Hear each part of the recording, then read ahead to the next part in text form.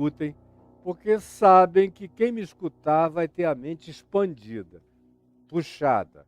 Usando a expressão que Paulo usa, escrevendo aos Coríntios na segunda epístola, ele diz: dilatai-vos. É uma palavra que ele fala algumas vezes: dilatai-vos, dilatai-vos, porque é uma palavra fundamental, porque a gente tem esse poder de dilatamento mental, dilatamento cerebral, dilatamento neural, dilatamento psíquico, dilatamento espiritual. A gente dilata até o corpo através de exercícios. O exercício físico é um simulacro banal do exercício espiritual, do exercício psíquico, do exercício mental, do exercício espiritual, dos desenvolvimentos que a gente pode fazer. O problema com relação a dilatar a mente é que o dogma não deixa, a doutrina não deixa. Você está dentro de uma caixinha que apelidaram de igreja, onde você frequenta para manter a recorrência dos seus condicionamentos. O pessoal diz que você não pode deixar de ir nem um domingo ou 2 vezes na semana para você não perder o condicionamento. Se você ficar 1 mês, 2, 3 fora, você pode perder o condicionamento.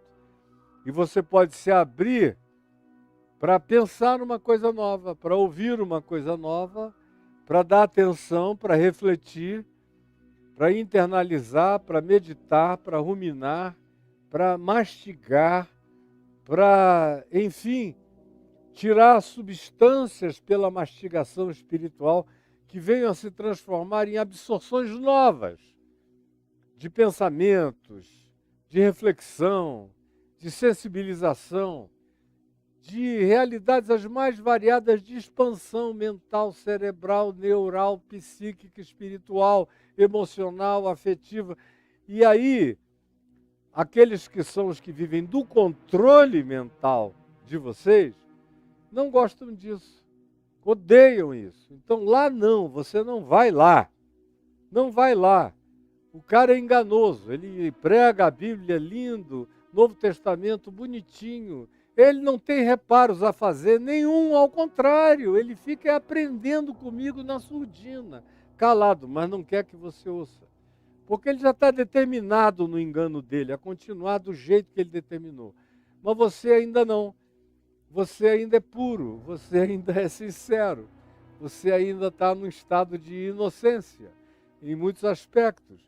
E aí ele fica com medo que você chegue aqui e diga: uau, meu Deus, como milhares chegam e não voltam mais atrás. Porque não dá mais para voltar depois que você tirou a barreira do dogma, aquele empedramento na cabeça. Tá, o dogma funciona assim. A religião te põe um dogma, aí você pergunta: mas por quê? Aí ele diz: porque sim, porque é. Não pergunta que se a desobediência é pecado, Deus fica zangado com você, vai retirar a mão, não vai te abençoar, vai pesar a mão sobre você se você fizer uma única pergunta. Aí você aí engole a pedra. Engole a pedra, como uma mula de tráfico de cocaína engole os toletes lá para viajar. Você vai ficando cheio, engolindo pedras como uma avestruz. E a mente parada, não se desenvolve em área nenhuma. E eu noto isso há 50 anos, desde que eu comecei a pregar e lidar com pessoas. O cara às vezes consegue se desenvolver na matemática, na física, na mecânica, na contabilidade, na advocacia, em várias áreas, desde que não bata no dogma.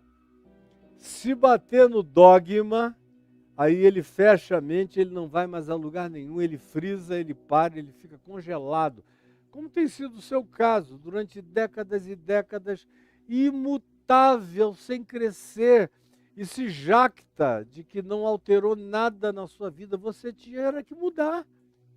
Como Paulo manda em Romanos 12, a gente oferecer a nossa vida, o nosso ser integral, como um sacrifício vivo, santo e agradável a Deus, que é o nosso culto racional, e não nos conformarmos com este século, com os padrões impostos, fora e dentro de qualquer sistema, fora no mundão, na loucura planetária, no curso deste mundo, e dentro do mundo religioso, que é um sistema fechado, condicionante, manipulador, dominador, controlador e induzidor daquilo que limita o seu pensamento, a sua mente, a sua compreensão, o seu entendimento e que impede você de andar com as próprias pernas.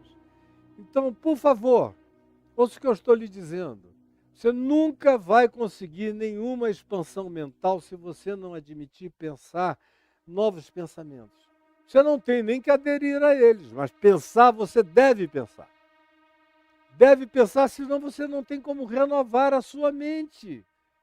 Você vai ficar pedrado, estratificado, nem o seu coração melhora, ele vai ficar empedrado para sempre. Não se converte nunca. E o chamado é para a gente converter a mente, o coração, a consciência, o espírito, a sensibilidade, a sensibilização, o significado e as ressignificações todos os dias. Todos os dias. Por que eu estou fazendo isso e falando isso nessa introdução? Porque nós vamos tocar num tema hoje, no verso 12, que é um daqueles que mais demandam a admissão de novos conceitos, novos pensamentos, a admissão de novas inclusões relacionais, ou tudo que a gente falou antes sobre as bem-aventuranças, quando a gente falou sobre os macários, 2 meses falando sobre os bem-aventurados, para quem está me seguindo um dia depois do outro e aprendendo com avidez, com lucidez e crescendo. Gente que começou em janeiro e que hoje já não é a mesma. O mundo já sofreu uma alteração dramática para essas pessoas em tão curto espaço de tempo. Eu sei porque eu vejo há anos. Meu laboratório tem 50 anos de experimentos diários no mundo inteiro, com todo tipo de etnia, de raça, de resposta humana, em todos os lugares da Terra e nesse país de ponta a ponta, de modo que eu vivo examinando, me tornei um anatomista numa perspectiva integral do significado da compreensão da mutabilidade ou da estratificação paralisante das pessoas. E eu sei que um dos elementos que mais produzem a chance de uma mudança, que provoca uma reengenharia reversa da vida, que altera toda a consciência, que muda todo o padrão da existência, que muda o modelo, os modais de pensamento, de raciocínio, os modelos pré-definidos e pré-determinados de compreensão da vida são quebrados, esses paradigmas empedrados e estratificados são moídos. O tema que mais provoca isso no cotidiano humano é esse sobre o qual a gente começa a falar no dia de hoje, nessa terça-feira. Pai nosso, perdoa-nos as nossas dívidas, assim como nós temos, não é perdoaremos, ou perdoamos, é temos, é um presente contínuo, é algo a ser feito todos os dias.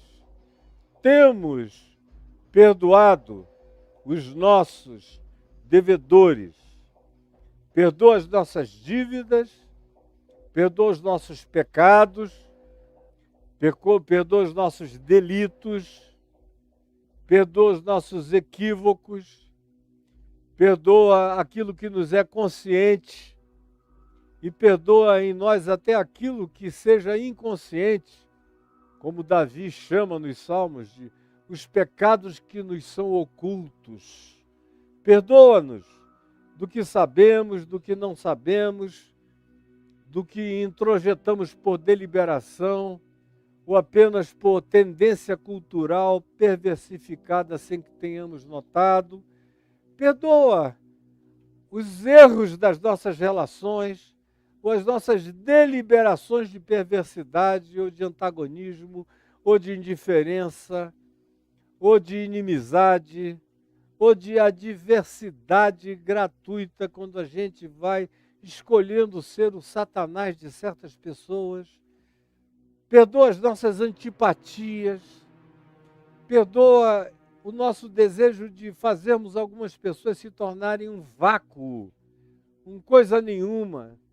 Perdoa o desejo mau, maligno, demoníaco, satânico que bate no coração da gente e que faz com que muitos de nós tenhamos o desejo de apagarmos o nome de algumas pessoas, a memória de algumas pessoas, a existência de algumas pessoas. A gente muitas vezes, se pudesse, riscaria algumas pessoas da existência da face da terra ou de qualquer que seja a perspectiva. Então, perdoa-nos. Perdoa as pessoas que a gente desenvolveu antipatias gratuitas, sem nem percebermos que muitas vezes as pessoas que a gente antipatiza são justamente aquelas que mais nos lembram de nós mesmas, daquelas coisas em nós que a gente não quer enxergar, que a gente não quer admitir e que a gente não quer ficar cara a cara.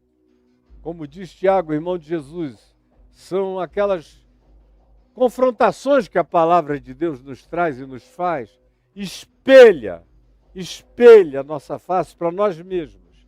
Aí a gente se vê, e o cara vem aqui me assistir, e eu estou aqui pregando o evangelho, eu estou devolvendo e fazendo um espelhamento da sua face através da descrição do conteúdo do âmago, do ensino, das manifestações, dos gestos, dos exemplos, do modo de viver, do modo de ensinar, do modo de ser de Jesus. Quando eu digo como Jesus era, eu estou dizendo como eu devo ser, como você deve se tornar, como todos nós devemos buscar nos transformar. Isso é um reflexo, um espelho que volta, de uma imagem nova, que tem que ser minha, na direção da qual eu tenho que andar. Porque se eu não andar nessa direção, não vou ser transformado. Eu não tenho que buscar me parecer com o pastor X, Y, Z, nem com as melhores manifestações de vida cristã. Eu tenho que buscar seguir Jesus. Esse é o projeto de vida que me está proposto. Essa é a soberana vocação de Deus em Cristo, é me chamar para que eu absorva Jesus, para que eu me desenvolva na direção de Jesus, para que a evolução não pare em mim. Jesus é o elo perdido em toda a história do desenvolvimento humano, é o Cristo de Deus, é Jesus, que se tornou tão insuportável que a religião matou. Não foram os romanos, nem foram as prostitutas, nem foram os gays de Israel, nem foram os publicanos e os pecadores, nem foram os zelotes, nem foram os sicários, nem foram os siquênios, os essênios, foram os principais representantes da oficialidade religiosa com dominação e poder para demandar a morte oficialmente de alguém, de alguns ou de profetas, e demandaram a morte de Jesus. Então, a maioria está na condição dos que demandaram a morte de Jesus.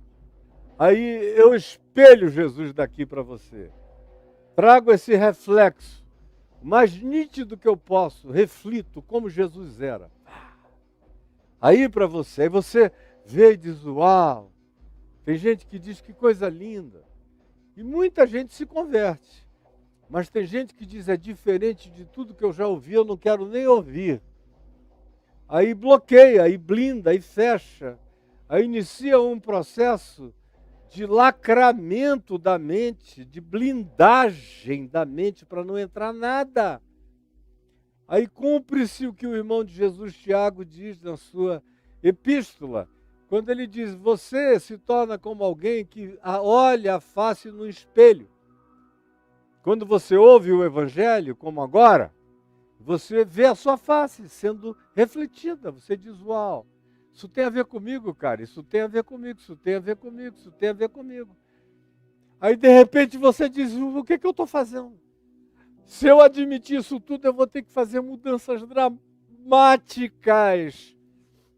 Eu posso até ser perseguido. Muitas pessoas da religião podem se tornar contra mim. Não os bons religiosos, seres humanos legais, de Deus, sensíveis, generosos, esses nunca. Eu estou falando desses que têm coragem de erguer a cruz, de matar Jesus, de esconder o evangelho, de fazer e de impedir com que você venha ouvir alguém que prega com genuinidade, com simplicidade, com clareza, com limpidez, com lucidez, com cristalinidade a verdade do evangelho. Esse espírito que tenta gerar o bloqueio, cavar o fosso, quebrar a ponte, para você não acessar, não se expandir, não se desenvolver, não crescer, é que é o grande diabo da sua existência e impede o fluxo da sua vocação, da sua expansão, do seu dilatamento em Jesus. Pelo amor de Deus, não permita que isso aconteça com você. Não permita. Não permita. Diga não para isso hoje. E você vai ter oportunidade, diante também do tema que eu já comecei a introduzir, que é desse perdão. Não tem nada mais contraintuitivo na natureza humana do que perdoar. O que é intuitivo na natureza humana é se vingar. É praticamente instintivo, é o remanescente animal mais primitivo na gente, é a vingança. Além da sobrevivência, além de caçar, além das dimensões predatórias, além dos animais mamíferos, o cuidado com as crias, ou as aves dos céus, que são ovíparas, mas têm uma atitude profundamente carinhosa de um mamífero pinguim, por exemplo, que cuida, até dar emancipação de sobrevivência aos filhos. Mas tirando esses elementos da instintividade mais primitiva que alguns de nós ainda temos, porque nós humanos estamos em franco processo de perda até dos nossos melhores instintos. Preste atenção, nós humanos estamos em franco processo de perda, inclusive dos nossos melhores instintos. Estão desaparecendo, vão acabar, vão desaparecer, os seios vão murchar, o amor vai se esfriar de quase todo pai, de quase toda mãe, de quase todo filho. Infelizmente é o que a gente está assistindo.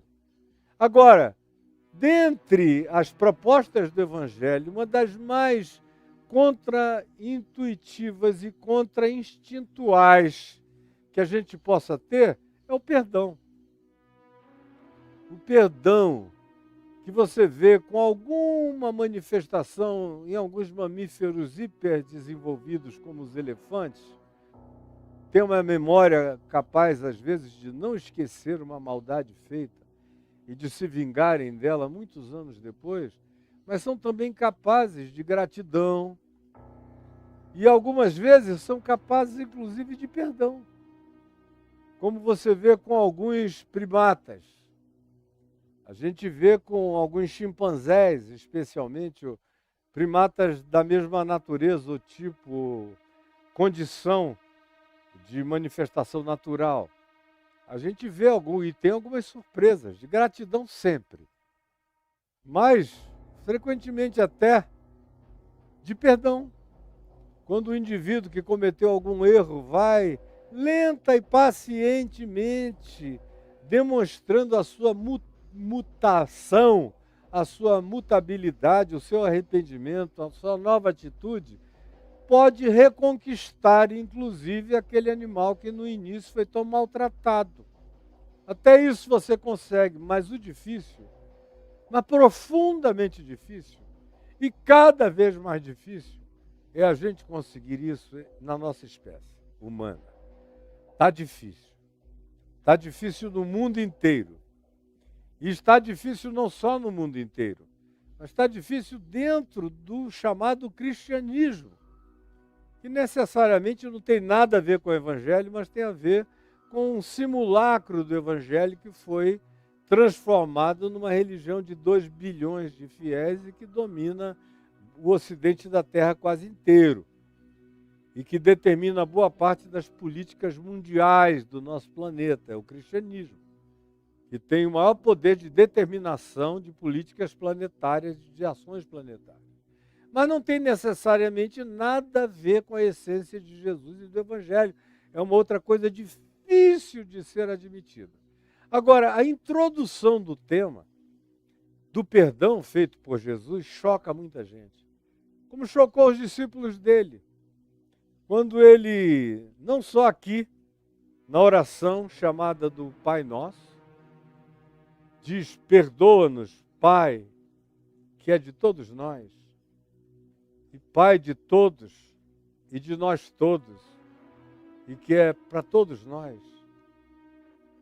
Perdoa-nos as nossas, significando dizer as minhas, e as dívidas de todos. As dívidas da minha mulher, as dívidas dos meus filhos, as dívidas da minha casa, as dívidas da minha família, as dívidas da minha parentela, as dívidas da minha sociedade, as dívidas e os pecados do meu país, as dívidas do mundo. Pai, perdoa-lhes porque eles não sabem o que fazem. É o Pai Nosso gritado da cruz de Jesus. Pai, perdoa-lhes, porque eles não sabem o que fazem. É aquele que é o perdoador, que está dando a sua vida pelo pecado de nós todos, na cruz, dizendo isto, que é aquilo que ele mandou que nós fizéssemos todos os dias. Não apenas em relação a nós. Tem gente que continua orando essa oração pensando só em si mesmo. Mas essa é uma oração, como todas as orações que eu sou ensinado a praticar no Evangelho, carregam esse espírito não egóico, não narcisístico espiritual, de apenas convergir as coisas para o meu interesse particular de perdão pessoal.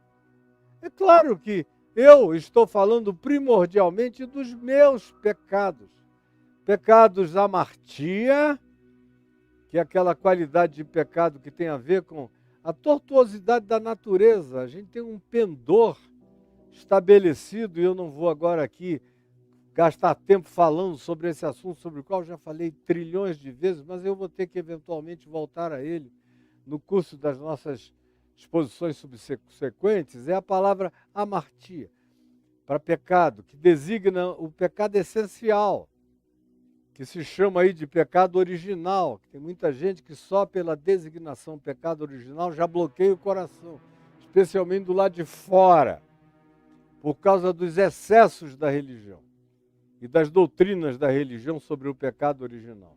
Mas é inquestionável que nós, seres humanos, entregues a nós mesmos, praticamos amartias, praticamos tendências naturais egóicas.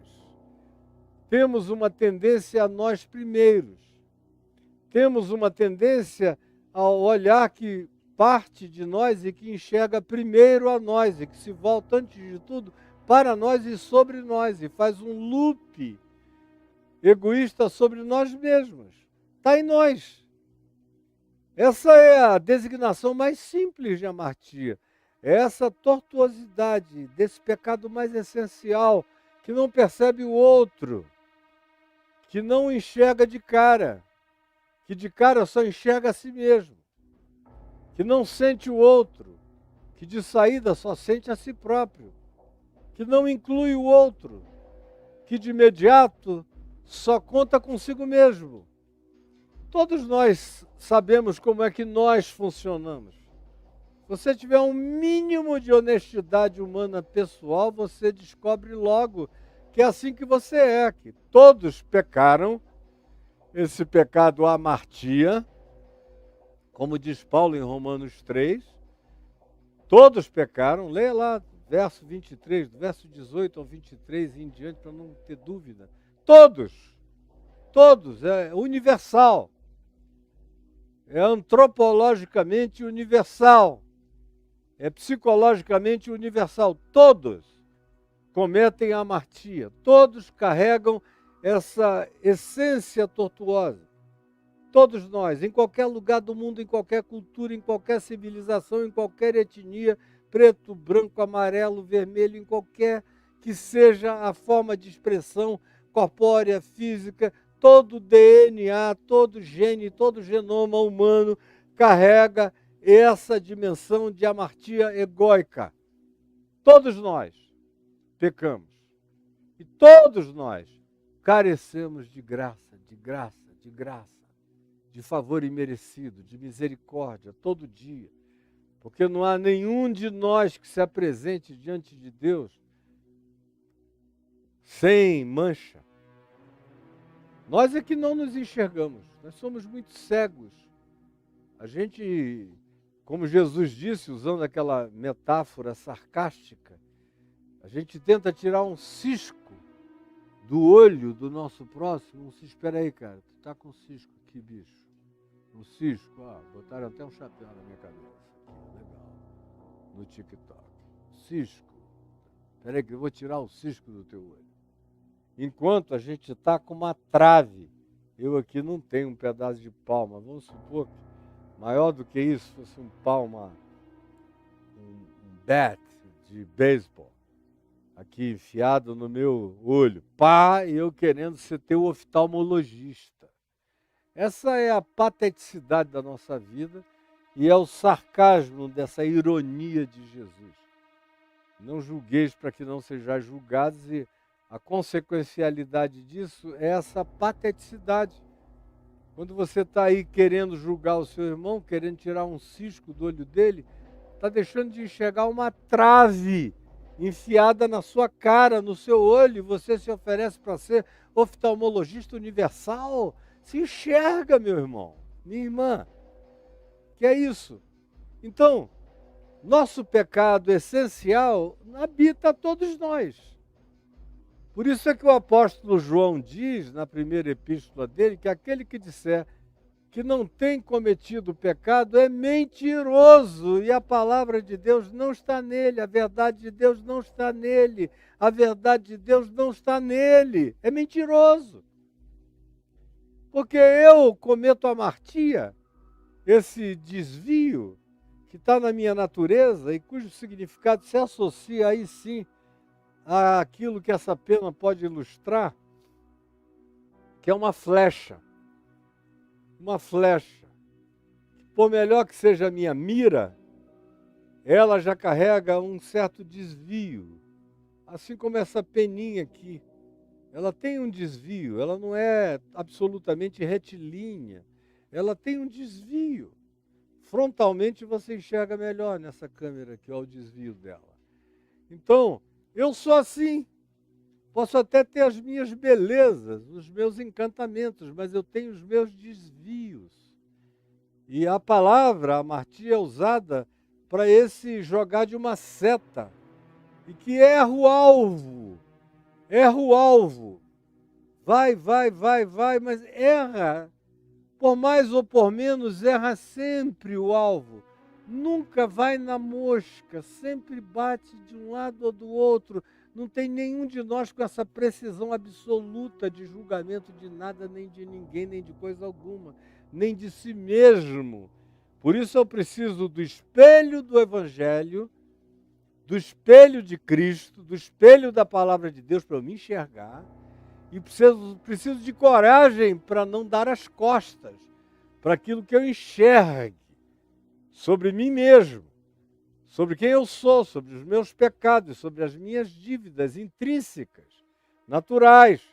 A saúde humana habita essa dimensão. Guarde isto. A saúde humana habita essa dimensão. Quem não tem coragem desse autoenxergamento vai viver doente a vida inteira. Tanto mais quanto eu admita esse autoenxergamento, mais saudável eu me torno. Pelo amor de Deus, guarde isso.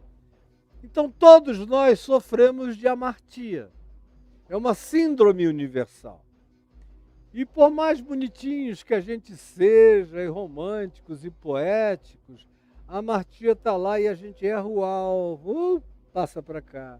Aí eu miro, passo para cá. E nunca acerto lá, porque tem esse desvio essencial.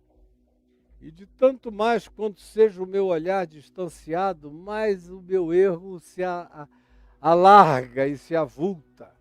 De modo que você que fica daí de longe, julgando, cara, a tua pontaria é o próprio inferno. Você se arroga e nessas redes sociais eu vejo cada comentário patético. O cara parece que dorme contigo, que acorda contigo, que sabe quem você é. Ele não sabe nada de ti, nada da tua vida, de coisa alguma. É um ignorante absoluto da tua existência, não sabe nem teu cheiro.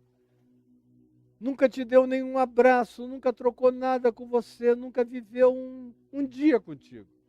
Mas se arroga a dizer coisas horríveis e bárbaras. É o quê? É a amartia em ação nos corações dos mais puros. Mas tem uma segunda categoria de pecado, que é o delito. O delito é aquele pecado deliberado, quando eu faço de propósito. Eu sei que eu não sei, mas digo a si mesmo.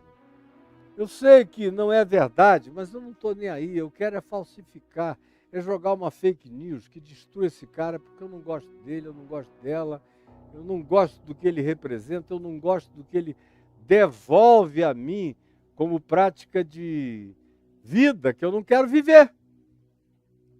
Mas está presente na gente, em todos nós. Só que a maioria, no máximo, quando pensa nisso, com categoria de perdoa as nossas dívidas, está pensando na dos outros. Na dos outros. Nessa hora, todo mundo se torna coletivista. E tem gente que diz, não, eu inclusive só faço as coisas que faço porque eu estou cercado por um povo que faz assim.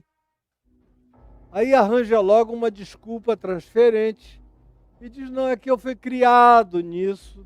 Agora, o cara que diz, é a minha cultura, eu fui criado nisso, já perdeu a autoridade da sua isenção por inocência.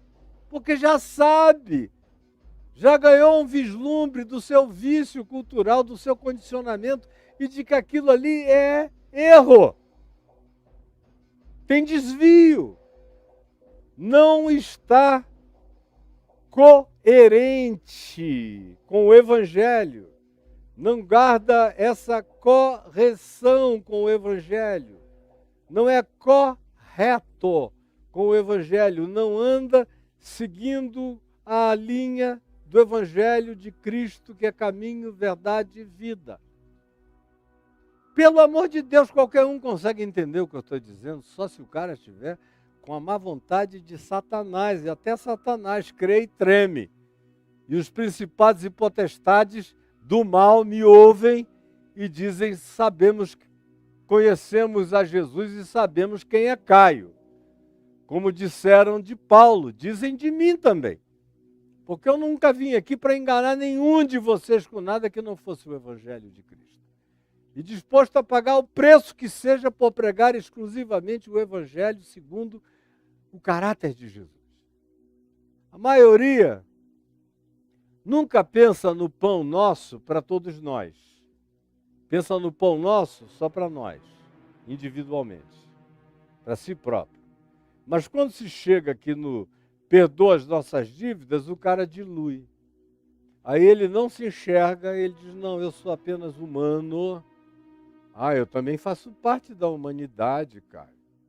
Eu sei, cara. Você devia pensar assim na hora do pão, na hora da prática da vontade de Deus coletiva, na hora de querer que a terra melhore assim como o céu, do lado das dimensões e dos principados e potestades dimensionais da luz e do bem fazem a vontade de Deus, você deveria querer e buscar e sonhar e praticar essa utopia, que pode ser utopia para a coletividade, mas pode se tornar uma realidade tópica nas práticas cotidianas crescentes do desenvolvimento da sua vida.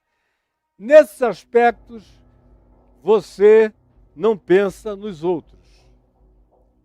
Agora, quando se trata de perdão, na mesma hora você se torna membro da humanidade, você coletiviza, dilui a perspectiva toda, tira o foco de você e não se enxerga. Não se enxerga. No entanto, Jesus vem e diz: perdoa-nos as nossas, veja como tudo é plural, perdoa-nos, não é perdoa-me, perdoa-nos, o que me dá uma autoridade intercessória para orar por mim e por todos nós. Preste atenção, eu aprendo aqui que Jesus me dá uma autoridade intercessória para orar por mim e por todos nós, aonde quer que haja um nós. Perdoa-nos as nossas dívidas, assim como temos, como nós temos, continuamos, fazemos, hoje, todo dia, faremos no passado, no presente e no futuro, já fizemos. E se não fizemos no passado, começamos hoje, daqui para frente. E assim será. E eu não vou mudar de consciência, nem de atitude, nem de compromisso. Perdoa-nos as nossas dívidas, que são muitas, assim como, do mesmo modo como. Toma isso como referência paradigmática. Perdoa as nossas dívidas e aí dá referência, assim como nós. E aí o nós, sobre o qual eu assumo responsabilidade imediata, é o nós, eu.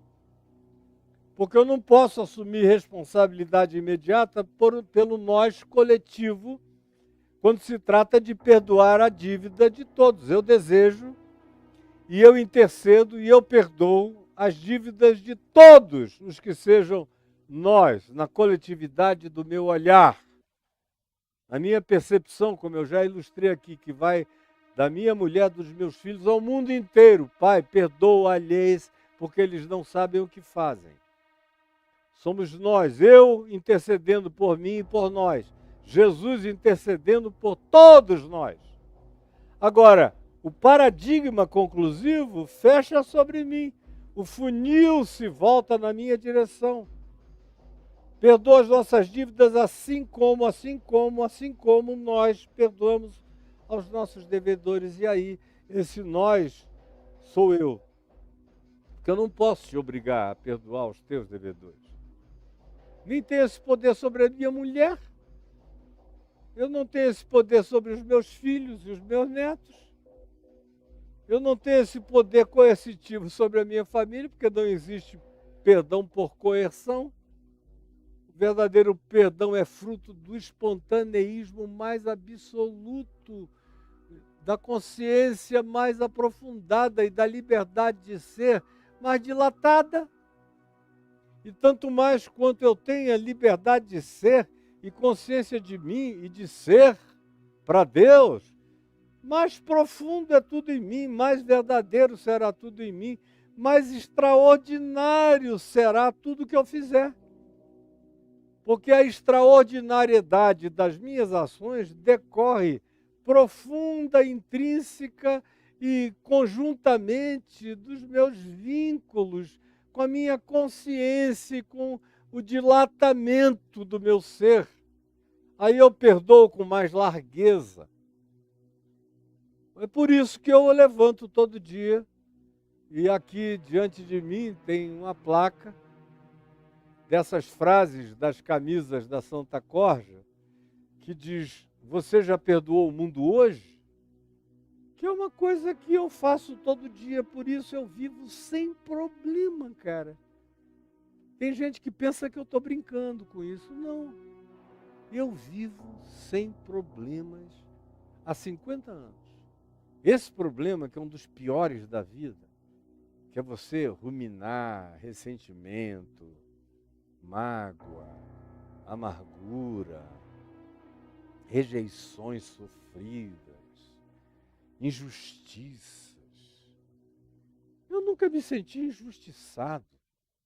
Eu reconheço injustiça das pessoas em relação à minha pessoa, mas não porque eu seja injustiçado. Eu só fico morrendo de dó. Eu fico com aquele amor machucado em favor do outro, dizendo, meu Deus, ela não precisava disso, ele não precisava disso. Eu sinto a dor, a compaixão é a palavra adequada. Eu me solidarizo com a incapacidade dele de me perdoar, ou de se perdoar, ou de perdoar o mundo, ou de perdoar os outros, de perdoar quem quer que seja. Agora, eu não carreguei. Desde que eu conheci Jesus, eu não tenho memória. Eu estou falando na presença do meu Deus, do teu Deus, na verdade de Deus. Com a cristalinidade daquele que está sendo visto. Eu sei que eu sou um flagrante diante de Deus. Ele está vendo meu coração. Não estou brincando disso. Deus me salve de brincar disso. Mas eu não tenho memória de ter dormido uma única noite com raiva, com ódio, com mágoa, com ressentimento de absolutamente ninguém na face da terra. Nem mesmo antes de eu me converter. Eu já falei várias vezes. Eu briguei muitas vezes na rua quando eu era jovem. E por razões idióticas, todas as vezes. Nunca houve uma briga nobre na minha vida. Foram todas brigas idiotas. E mesmo que fossem nobres, eu hoje em dia não creio em nenhuma guerra nobre. Eu, no máximo, creio em autodefesa nobre. Mas em ataque nobre, nenhum. O pré-ataque nobre, nenhum. Mas as da minha vida foram todas no meu passado, da minha juventude, coisas idióticas. Mesmo naquele tempo, eu nunca dormi com raiva de ninguém. Eu, às vezes, acabava de brigar com um cara, ele estava lá no chão, eu já me levantava dizendo, meu Deus, o que eu fiz? Não raramente eu ia embora na minha moto, já chorando sozinho. E eu não tinha um compromisso definido com o Evangelho de Jesus de natureza nenhuma. Mas tinha algo em mim que me impedia. Depois que o Evangelho entrou em mim,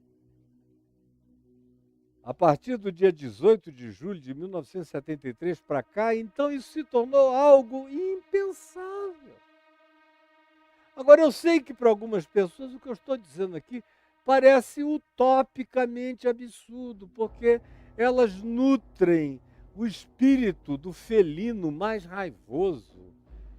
Sabem aqueles leões de alguns episódios africanos que ficam viciados em carne humana? Tem alguns animais, especialmente felinos, mas não só felinos. Já se descobriu que crocodilos também às vezes desenvolvem um gosto especial pela carne humana. Alguns animais desenvolvem. Mas, inclusive, esses leões, que são, a meu ver, um dos exemplos mais interessantes, que atacam acampamentos inteiros, não comem ninguém. Eles só gostam de matar e sentir aquele cheiro do sangue humano, o esguicho, dar uma dilacerada, jogar um braço para lá, uma perna para colar e vão embora. Tem gente que acabou desenvolvendo isso, que cresceu debaixo dessa prática, se viciou nessa prática. Como eu já encontrei pessoas, e uma das mais veementes para mim, dentre as milhares que eu já conheci, foi uma moça aqui na minha casa, já em Brasília, há 20 anos mais ou menos, sentada numa sala que havia ali, onde hoje é um quarto. Ela me disse, na presença do marido dela, não adianta, eu não vou mais voltar para lhe ouvir, presta atenção nisso, eu não vou mais voltar para lhe ouvir, porque eu não suporto mais essa mensagem de perdão, de amor e de perdão. Eu nasci para odiar, eu odeio o mundo inteiro, todo mundo. Eu odeio o Senhor, pastor, eu odeio o Senhor.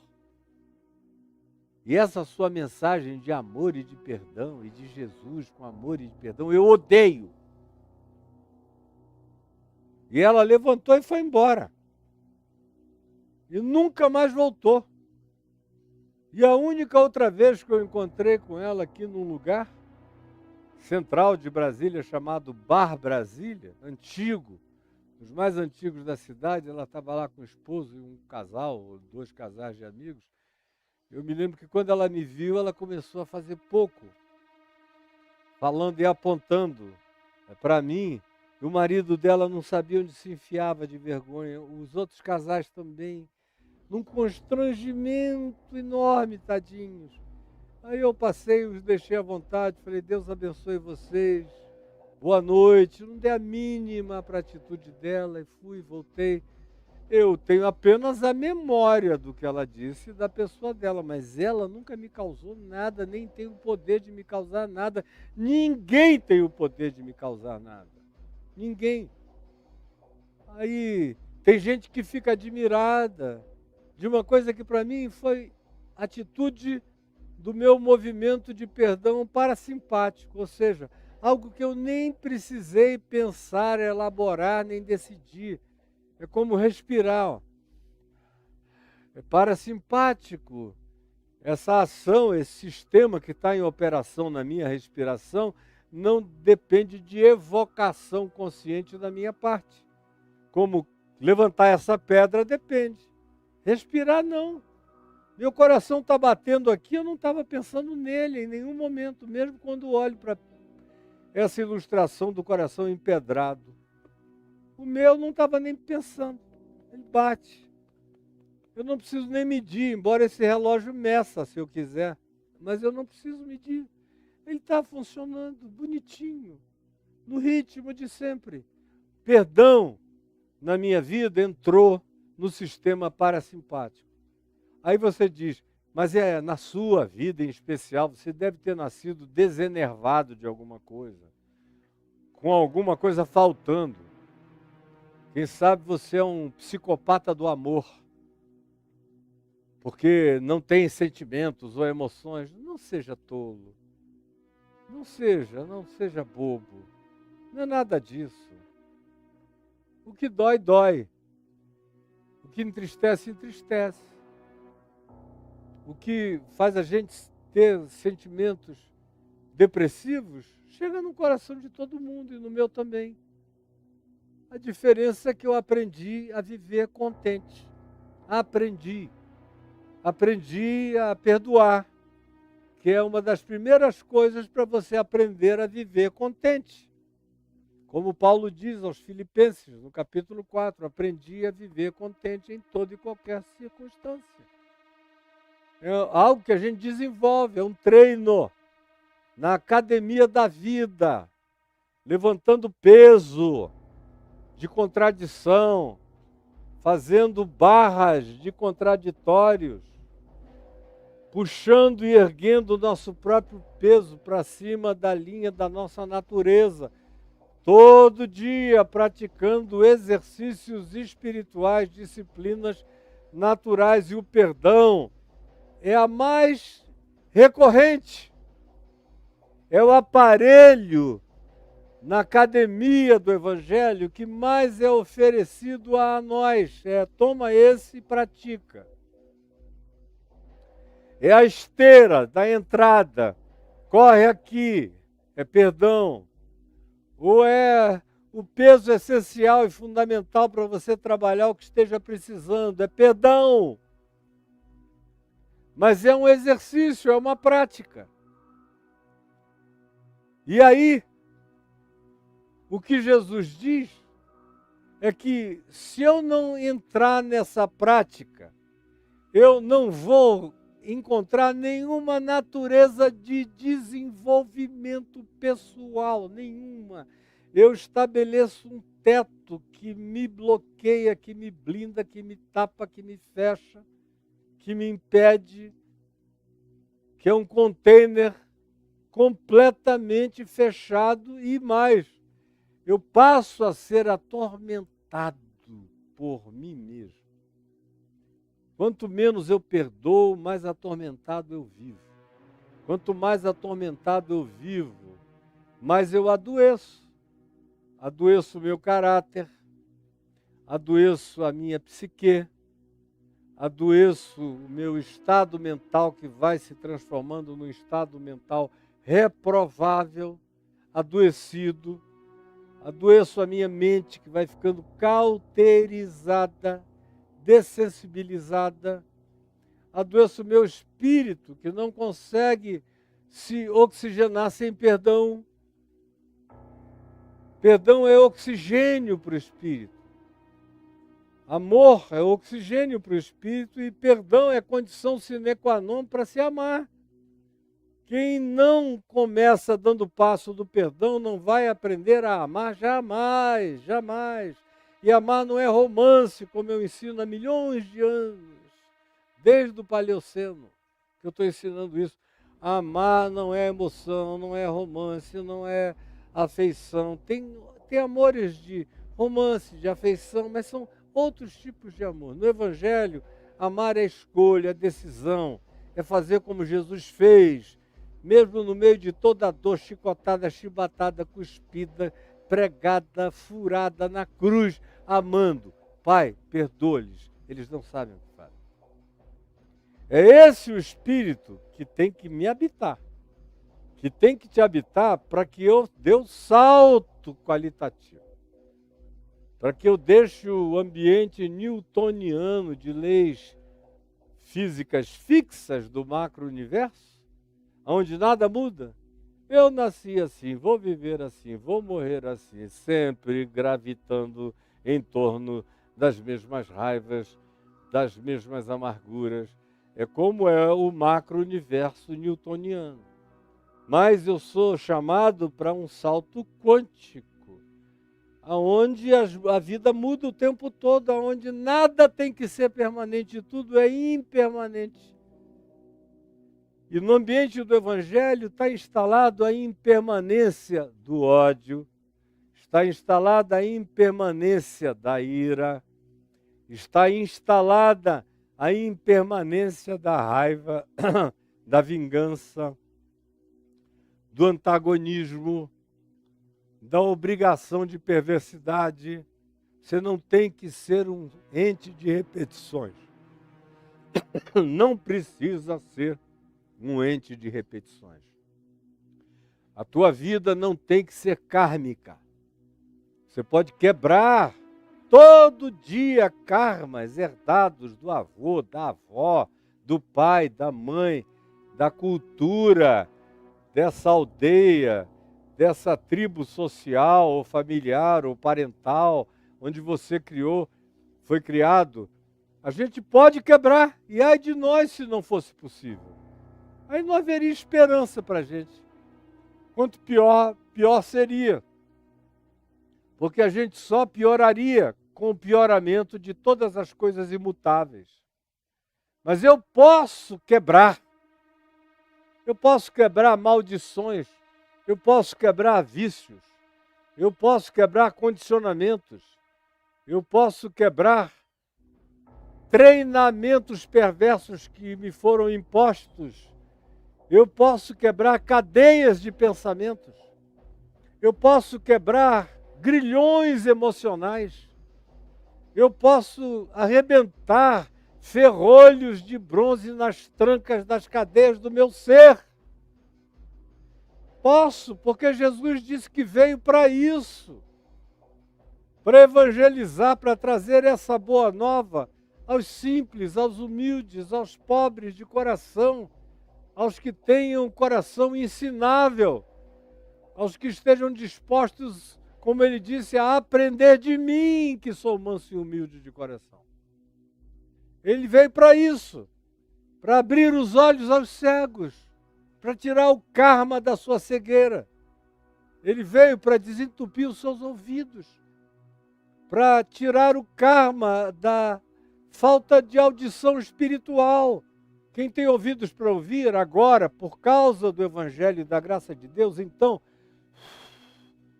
ele passa, ele sopra, ou ele bota a mão nos nossos ouvidos e diz, ouve, ou efatá, abre-te, percebe, dilata-te. Ele veio para isso, para quebrar os grilhões, para abrir as portas, para nos deixar livres para o dilatamento. E esse dilatamento começa com perdão. Como disse Paulo, escrevendo aos Efésios, no capítulo 4, não deixando o sol se pôr sobre a nossa ira. Não deixando o sol se pôr sobre a nossa ira. Já falei bastante disso aqui no Evangelho de Mateus, na sequência anterior. Não deixando o sol se pôr sobre a nossa ira. Você vai lá e recupera isso tudo para, se não pegou, não ficar perdendo nada. Porque isso é fundamental. Sem o quê? Não tem prosseguimento. Sem isso aí, você bateu num teto que esmaga você. Não é nenhum teto de limitação, de mediocrização, não. É um teto baixando contra você, até que vai te achatar. Você contra você mesmo. Então, não brinque disso. Eu só estou iniciando. Perdoa-nos as nossas dívidas, assim como nós, assim como eu tenho hoje, terei amanhã, tenho sempre, tenho isso como atitude. Incorporei como parte do meu ser. Assim como eu tenho perdoado os que pecam contra mim, os que me injuriam, os que me caluniam, os que me rejeitam sem razão e sem propósito, os que me odeiam por condicionamento, instrução ou ordem, todo mundo perdoado. Os que me odeiam sem razão e os que acham que me odeiam com razão, todo mundo perdoado da minha parte. E no meu coração nenhum ressentimento, porque o amor não se ressente do mal. Ressentir é esse sentir de novo, sentir de novo, sentir de novo. Tem gente que diz, ontem ele estava perdoado, mas hoje de manhã eu me lembrei daquilo que ele fez, voltou tudo outra vez. Esse é o ressentir o mal. É porque não houve perdão como decisão.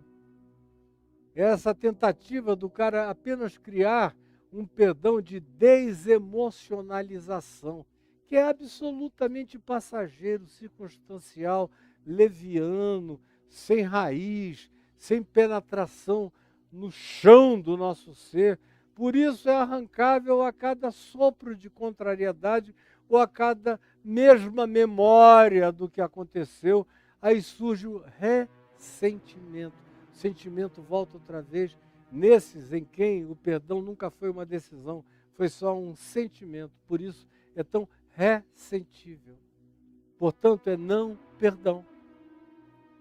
Então, nessa introduçãozinha de hoje, e sobre esse tema a gente vai falar no mínimo a semana toda, eu queria que você guardasse com toda a atenção o que eu lhe disse.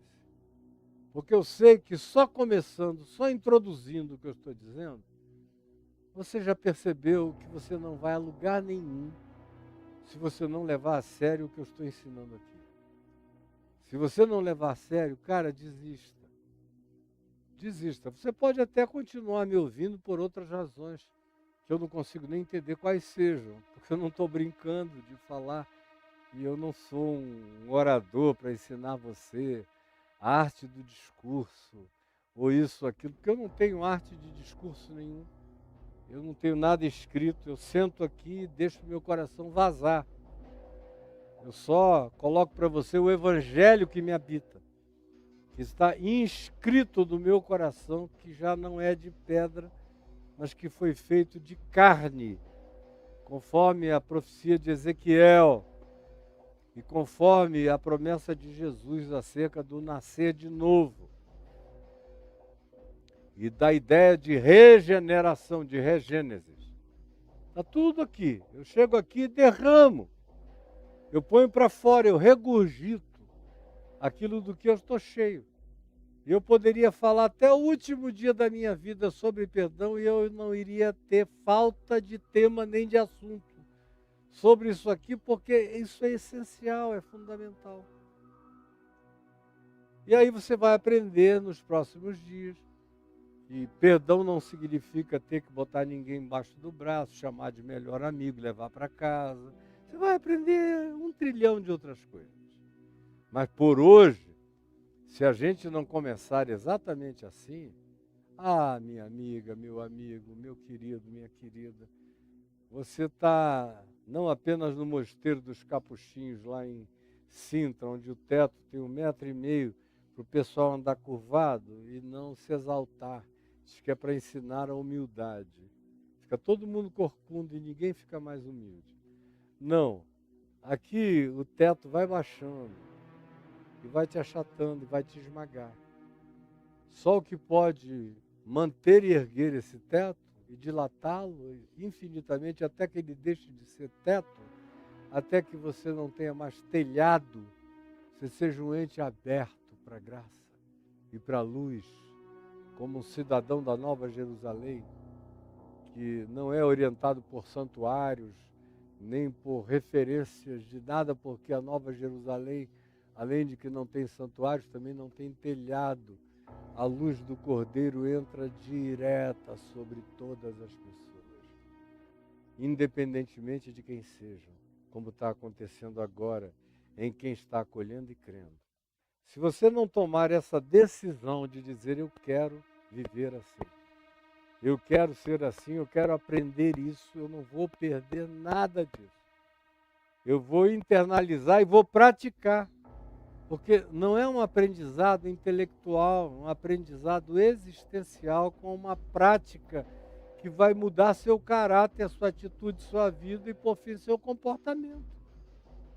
Você vai se tornar uma pessoa assim. Você vai ser um ente ambulante da graça de Deus no perdão.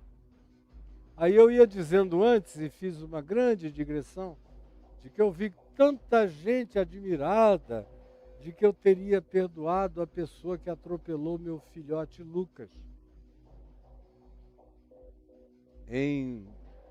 Na madrugada do dia 27 de março de 2004. Eu me lembro da data, me lembro de tudo, me lembro especialmente das minhas dores e as saudades enormes que ele causa em mim. Eu não posso ouvir a maior parte das músicas dos anos 70, 80, 90, início dos anos 2000, sem lembrar dele, que era um dançarino que adorava dançar, que me levou de novo para a dança. Eu tinha dançado muito na minha adolescência inteira. E foi vê-lo dançar de maneira tão parecida como eu dançava quando ele começou a fazer 12, 13, 14 anos, que começou a me desafiar a voltar a dançar também. E a retomar o gosto na dança feliz e alegre. E tanta coisa. Ontem eu estava no dentista com a boca aberta. E a Alexa, da minha dentista, ela sabe o estilo de música que eu gosto. E ela pede, Alexa, toca as músicas tais, dá lá uma lista, um playlist que ela tem. Aí é só música que... Ontem eu disse a ela, eu não apenas gosto dessas músicas, mas elas são um reavivamento de milhares de memórias que eu tenho com todos os meus filhos e também com meu filho Lucas.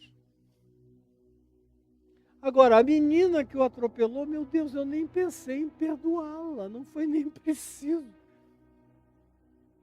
Mesmo que não tivesse sido um acidente, foi.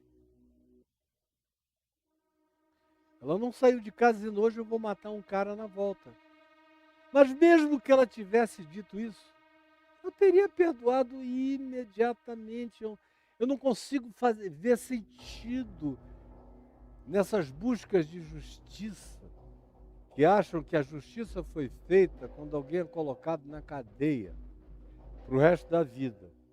Eu acho que quem mata e tira a vida e dependendo do modo como tirou a vida, das circunstâncias e da ocorrência, precisa ser afastado da existência social mesmo. Mas não é por vingança ou porque a justiça está sendo cumprida, é porque aquele cara é perigoso. É porque é um risco para a sociedade humana ter alguém tão descontrolado, tão desgovernado, ou tão indisciplinado, ou tão condicionado à prática daquilo que é ilegal, ou é errado, ou é criminoso, ou é perverso. É só por isso. Mas não é porque eu me satisfaça.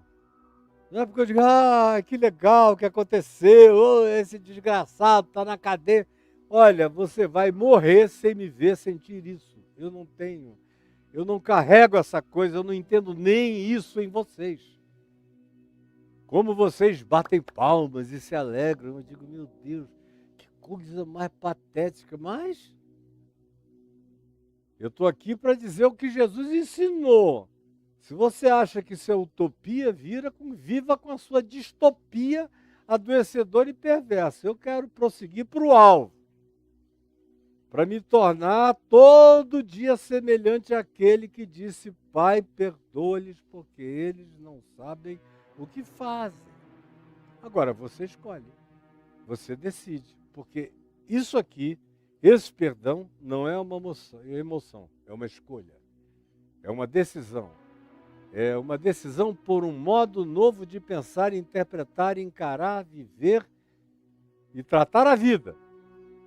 E é algo que a gente vai treinando, evoluindo, desenvolvendo, crescendo, deixando o mundo físico estático, o universo onde nada muda, onde tudo se repete, para esse salto quântico, onde todas as coisas são possíveis a quem decide, a quem olha com um olhar de intervenção de desejo. Como acontece no mundo quântico. O olhar do observador altera a partícula observada. O meu olhar altera tudo no mundo. Como Jesus disse. E aproveitando hoje em dia seria uma metáfora quântica, de que os meus olhos são a lâmpada do meu corpo. Os meus olhos têm esse poder de iluminar, de mudar, de transformar, de projetar realidades novas a partir do meu olhar. Nada está fixado, nem definido, nem empedrado, nem carmificado no meu olhar. Todo mundo pode mudar, todo mundo pode ser transformado, todo mundo pode ser alterado, todo mundo pode se converter. Foi por isso também que eu passei a vida pregando o Evangelho. E pregando o Evangelho também para os monstros, nas cadeias, nos presídios de segurança máxima, para os monstros da sociedade brasileira, pregando por uma única razão. No meu mundo não tem universos pré-definidos. Tudo pode ser ainda mudado, alterado e transformado. Eu sei disso a partir de mim mesmo, pelo que Deus fez em mim. E a partir de mim eu sei que Ele pode fazer em qualquer outro ser humano. Porque eu nunca fui especial e melhor do que ninguém. E eu vejo a graça de Deus dilatada, crescendo, me mudando todo dia, me alterando todo dia, me desenvolvendo todo dia, me propondo novos e melhores caminhos e novas referências e novos desafios interiores e exteriores para serem vividos e alcançados. Eu creio nisso para mim e para nós.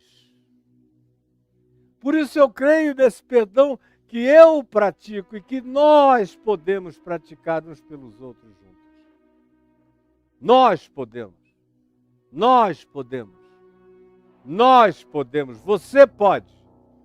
Todos nós podemos. Qualquer um que esteja dizendo que você não pode, é o próprio diabo falando contigo. Você pode. Você só não quis até hoje. Mas você pode. Eu vou prosseguir com você amanhã, porque hoje eu já falei um bom tempo sobre isso, mas amanhã é que eu vou começar. Hoje eu só dei uma passada de verniz na casca. E eu ia dizendo, tem gente que fica admirado, supostamente, de eu ter perdoado a menina que atropelou o meu filho e ele morreu. Para mim, foi nem necessário perdão. Foi nem necessário perdão, foi um assunto que eu nem precisei elaborar. Já estava todo definido e pronto. Não me ocorreu nenhuma outra ideia que não fosse a natural de dizer, coitadinha dessa menina. No lugar dela podia ter sido meu filho, voltando de uma festa na night, e ter acontecido a mesma coisa. Ia ter gente querendo colocá-lo na cadeia por causa disso. Eu sei como é que o mundo é, e tem gente que iria ficar satisfeita. Consegui colocar o filho do Caio, que atropelou a minha filha e morreu, na cadeia, pô. 25 anos, 20 anos, 19 anos. Não vou ficar sóbrio nem quieto e satisfeito enquanto eu não alcance isso contra o filho dele. Isso é doença sua. Eu nunca sofri disso, graças a Deus. Por isso, não chame o que eu fiz de perdão, porque eu não precisei nem perdoar. Isso já nasceu feito, já era. Quando o governador me ligou e me perguntou, o senhor quer que a gente ache a pessoa? Eu falei, não, pelo amor de Deus. Deixa a pessoa. Ele até objetou comigo, olha, pastor, mas eventualmente o senhor vai querer saber quem foi. Eu digo, eu não quero. Eu tinha certeza que era uma questão de tempo, eu iria saber, naturalmente iriam me dizer, mas eu não estava procurando e nem queria procurar. Como se alguém, da maneira mais perversa, e Deus me livre, e livre os meus, e livre os seus, os nossos. Mas se alguém de maneira perversa viesse e matasse um filho meu deliberadamente, com ódio perverso, já estaria perdoado por mim também, em nome de Jesus. Eu não vejo outro caminho no meu ser a não ser esse. Agora, você deve estar me ouvindo dizendo, pô, Caio, pelo amor de Deus, você quer que a gente vire o que? Mineral? Um cristal? Um ente desencarnado? Sem sangue? Não, eu tenho carne, sangue, alma, emoção, sentimento e uma memória de elefante. Mas isso tudo está em favor da graça em mim, em favor da gratidão. Gratidão, sim, eu não esqueço nunca. Agora, ofensas, eu esqueço sempre. Maldades, eu esqueço sempre.